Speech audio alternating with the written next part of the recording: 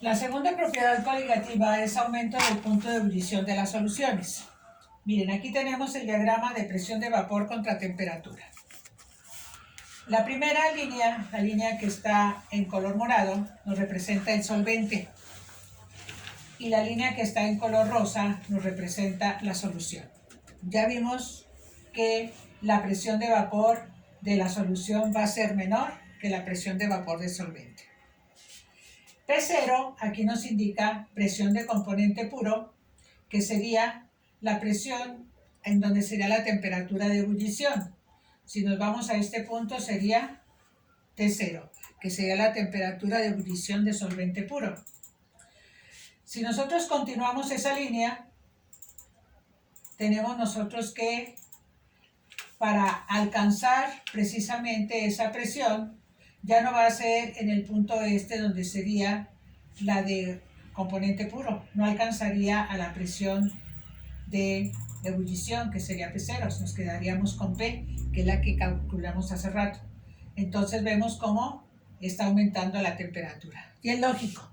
Recuerden que la temperatura de ebullición se da cuando la solución o el solvente puro alcanza la presión de confinamiento.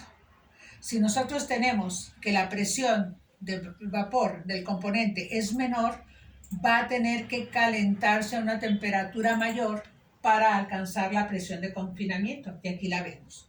T nos representaría la temperatura de la solución, si ustedes se fijan aquí. ¿Para qué? Para que alcance el mismo valor de presión de confinamiento, que sería la presión de ebullición. Y aquí tenemos nosotros que esa temperatura T va a ser mayor que la temperatura de componente puro, que sería T0. Ok, para fundamentar cómo vamos a utilizar esto para determinar cuál sería la temperatura de ebullición de solución, vamos a basarnos en la ecuación de Clausius-Clapeyron, que ya la vimos anteriormente.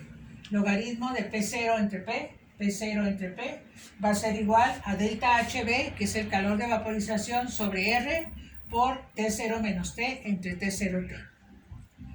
Vamos a cambiarlo para dejarlo como utilizamos ahorita nuestra ecuación en lo que fueron la determinación de la presión de vapor. Vamos a invertirlo. Si tengo el logaritmo de P0 entre P, será igual a menos logaritmo de P entre P0. Y entonces nos queda igual a...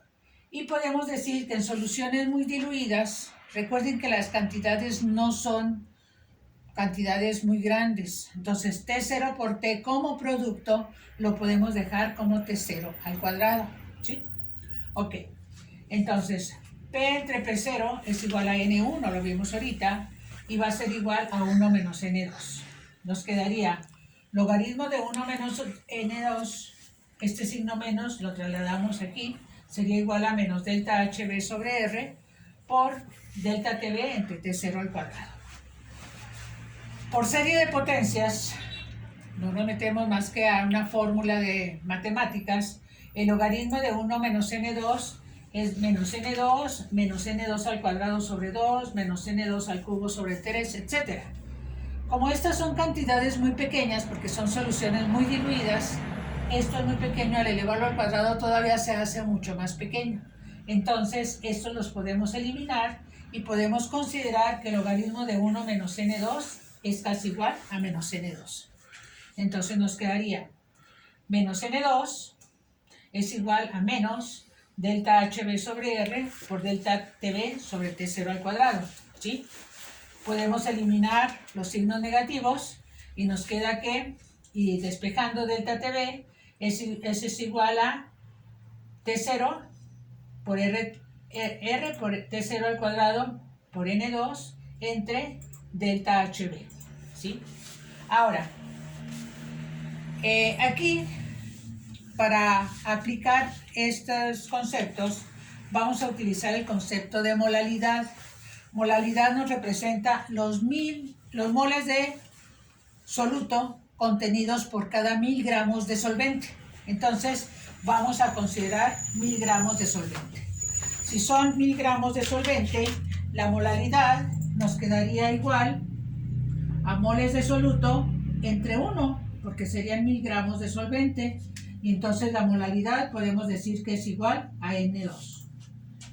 Ahora, de nuevo, otra consideración que se hace aquí para llegar a la fórmula, N1, ya lo habíamos dicho anteriormente, es mucho mayor que N2 porque son soluciones diluidas. Y entonces podemos decir que N2 es igual a M entre N1. Entonces nos quedaría que delta TB es igual a R por T0 al cuadrado sobre delta HB por M sobre N1, que esto es igual a N2. N1, pues podemos saber nosotros los moles de solvente porque siempre vamos a considerar 1000 gramos, ¿sí? Entonces, esto lo podemos considerar como una constante y por lo tanto delta TB va a ser igual a esa constante, que esa constante la llamamos como constante ebullioscópica del solvente y va a ser para cada solvente determinado, ¿sí? Se calcula con esto, ¿verdad? Que se calcula con estos valores. En el libro de Maron y en todos los libros de fisicoquímica vienen tablas con esos valores de Kb, ¿sí? Y entonces nos quedaría que delta B es igual a Kb por M. Aplicaríamos exclusivamente la fórmula.